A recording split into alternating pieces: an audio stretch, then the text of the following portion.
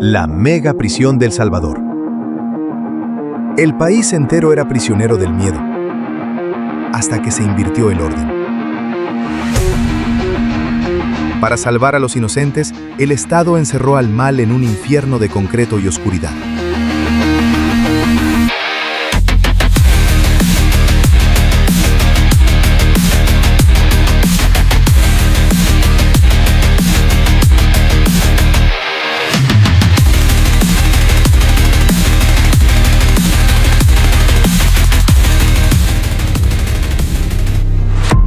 Esto es Global History, hechos sobre todo y sobre todos.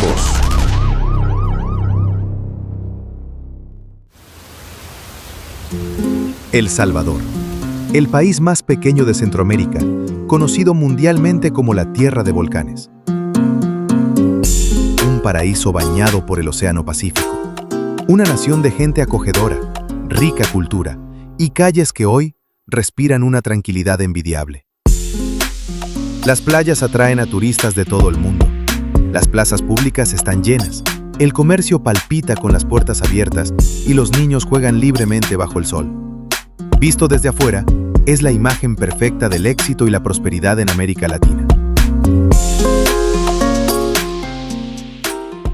1, 2, pégale. Pero esta paz perfecta es solo el silencio que se instaló sobre un océano de sangre. Por décadas, estas mismas calles soleadas fueron el campo de batalla más letal y sangriento del planeta. Un país entero mantenido como rehén por una fuerza paralela, las temidas maras. Dos facciones de extrema brutalidad, la MS-13 y el Barrio 18, operaban como los verdaderos dueños de la nación. Era una realidad donde el crimen era el Estado, la extorsión era la ley y la muerte una certeza diaria.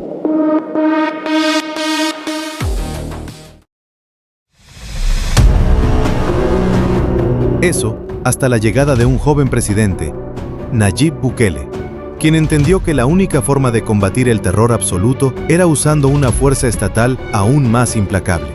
¿Cómo logró el gobierno acorralar y desmantelar a la mayor organización de terror urbano del continente en tiempo récord? ¿Cuál fue el método que transformó a monstruos intocables en prisioneros dóciles? Quédate hasta el final y descubre el engranaje disciplinario del SECOT. El sistema brutal diseñado para anular el ego y quebrar la mente de 40,000 asesinos. El detonante.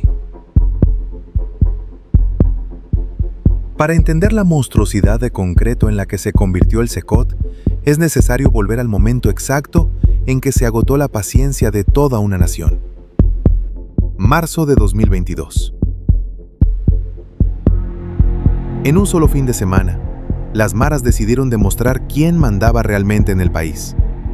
87 civiles inocentes fueron brutalmente asesinados en las calles, a plena luz del día. No eran objetivos de facciones rivales, eran trabajadores, dueños de panaderías, madres de familia. Un baño de sangre aleatorio, diseñado exclusivamente para sembrar el terror y subyugar al gobierno. La población, ya aplastada por décadas de pagar la renta, la extorsión diaria cobrada por las pandillas, cerró sus puertas con desesperación. El Estado había fracasado. La policía tradicional estaba rendida. Fue en este escenario de colapso absoluto que el presidente Nayib Bukele tomó la decisión que conmocionaría al mundo. Iniciamos un régimen de excepción en nuestro país, está en nuestra Constitución. El decreto del régimen de excepción. Queda aprobado el proyecto de decreto que contiene régimen de excepción. A partir de esa noche, los derechos constitucionales de los sospechosos quedaron suspendidos. El ejército tomó las calles. El mensaje era claro. Cuando la enfermedad es letal, el remedio no puede ser suave. La cacería oficial había comenzado.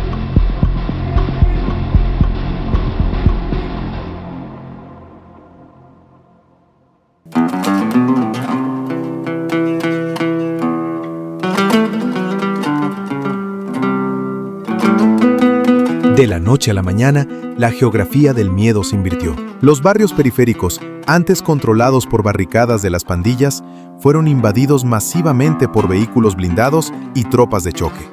El cazador se convirtió en la presa.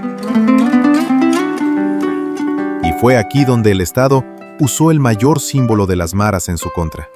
Por décadas, tener el rostro y el cuerpo cubiertos por tatuajes de la MS-13 o del Barrio 18 era el mayor símbolo de estatus y terror en las calles.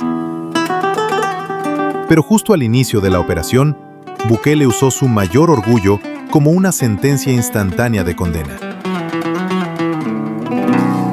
Cuando los líderes se dieron cuenta de que su propia piel era su condena, comenzaron a usar métodos agonizantes y desesperados para borrar sus marcas antes de que llegara el ejército.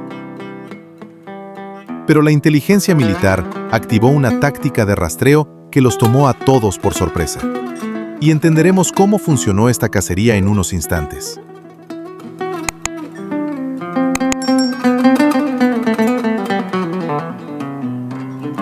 La orden en las calles era implacable. En cuestión de semanas, los arrestos escalaron a un nivel industrial. 10,000, 30,000, 50,000 hombres capturados. Pero arrestar a más de 70,000 sospechosos en pocos meses colapsaría el sistema de justicia de cualquier país del mundo. Era matemáticamente imposible juzgarlos uno por uno.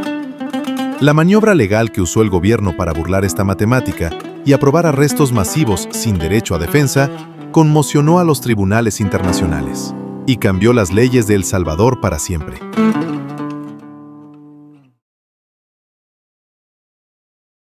La máquina de quebrar egos. Que digan los organismos internacionales, que vengan a proteger a nuestra gente. Mientras las ONG debatían la legalidad de las acciones, el país se enfrentaba a una bomba de relojería estructural. ¿Dónde confinar a un ejército de miles de terroristas recién capturados? Las cárceles tradicionales colapsaron por completo. Peor aún, históricamente funcionaban como oficinas paralelas, desde donde los líderes continuaban ordenando asesinatos por teléfono celular. Encerrar a esta nueva ola de capturados allí adentro significaría entregarles nuevamente el control del país. La respuesta debía ser definitiva. En un valle aislado en la región de Tecoluca, las máquinas comenzaron a rasgar la tierra día y noche. Rodeada de un extremo secreto militar, nacía la estructura de máxima seguridad más impenetrable de las Américas. Muros de concreto macizo de 12 metros de altura, cercas electrificadas y un aislamiento total del mundo exterior. El CECOT no fue construido para rehabilitar.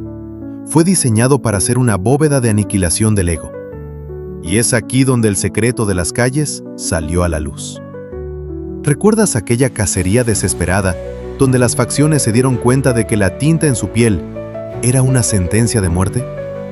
Para intentar escapar del CECOT, miles de líderes usaron ácido, hierros calientes y fuego para derretir sus propios rostros y pechos, borrando las letras de las maras. Una tortura autoinfligida. Pero lo que no sabían es que la inteligencia militar ya tenía una base de datos de todos ellos, y el gobierno decretó que la propia cicatriz de la quemadura también sería considerada prueba de terrorismo. El intento de fuga se convirtió en la confesión final. Desfigurados y capturados, fueron enviados a la nueva fortaleza, el Sistema Severo.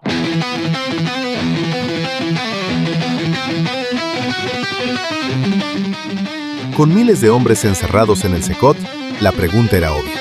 ¿Cómo controla el Estado una olla de presión con las facciones más violentas del mundo juntas, sin que se maten entre ellos o armen motines?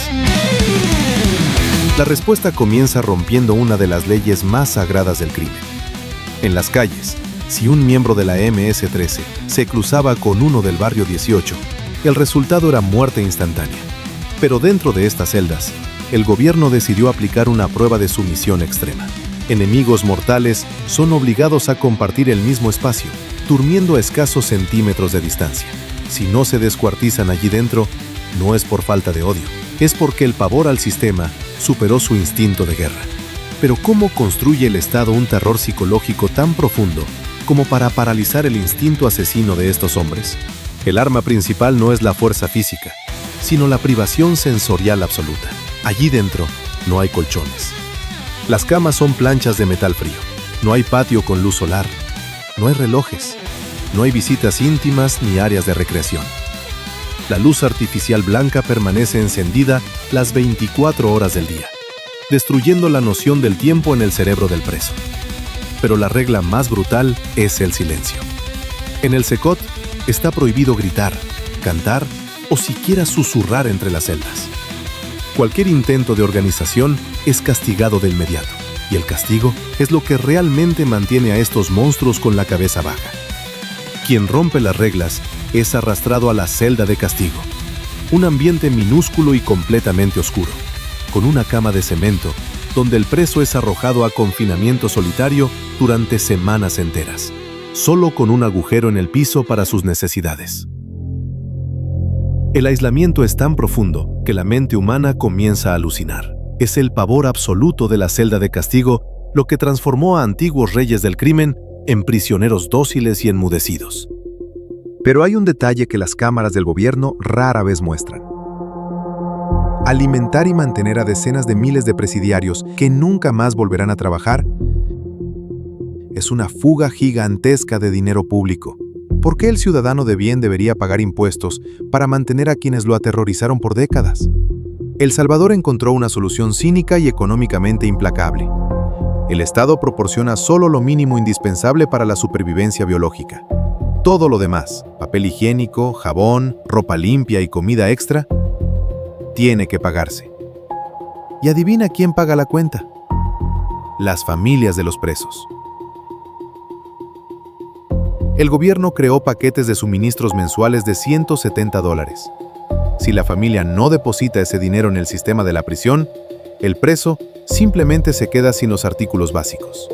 En una ironía perturbadora, las mismas personas que antes eran obligadas a pagar extorsiones a las pandillas en la calle, ahora ven al Estado extorsionando legalmente a las familias de los criminales para mantener la prisión funcionando.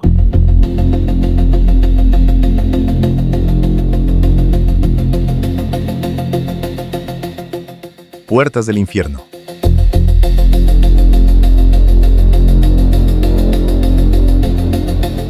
Febrero de 2023. Madrugada. El mundo observa hipnotizado las primeras imágenes oficiales del traslado. Cientos de hombres hipertatuados. Antes los reyes intocables de las calles de San Salvador, ahora corren descalzos, vistiendo solo ropa interior blanca, esposados y con la cabeza rigurosamente baja.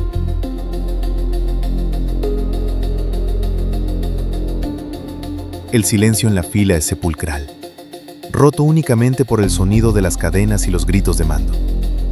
Por cierto, si observas bien las imágenes, los guardias del Secot siempre tienen los rostros completamente cubiertos por pasamontañas, sin mostrar siquiera los ojos.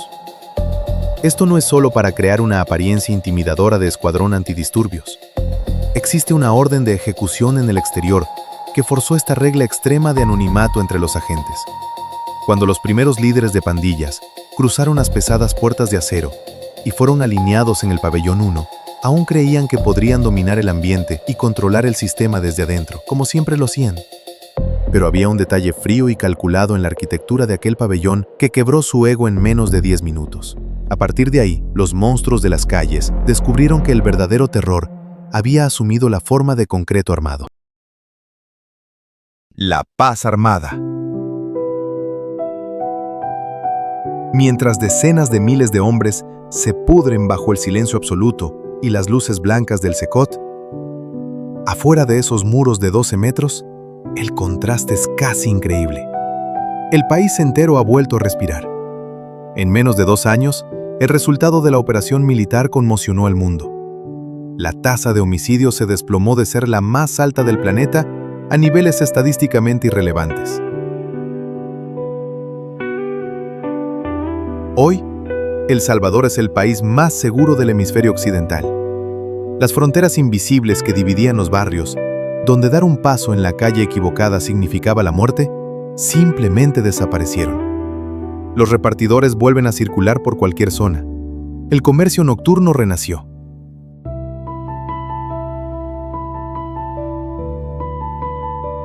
Y el sonido en las plazas al anochecer ya no es de tiroteos, sino de niños jugando libremente. La máquina del terror de las maras fue desconectada. Pero una guerra de aniquilación de esta magnitud tiene un precio, y las cicatrices dejadas en la población no van a desaparecer pronto. Y no estamos hablando de los que están tras las rejas. La verdadera herida de El Salvador lleva el rostro de los 87 inocentes masacrados en aquel fin de semana sangriento que dio inicio a todo. El trauma vive en las miles de madres que tuvieron que enterrar a sus hijos solo por cruzar la calle equivocada, o por negarse a ser reclutados por esta máquina de moler carne. La cicatriz está en los comerciantes que quebraron y perdieron el trabajo de toda una vida porque ya no soportaban pagar la extorsión diaria para mantenerse con vida. Fue mirando la sangre de estas víctimas que el Estado tuvo que tomar una decisión brutal. No se negocia con el terror absoluto.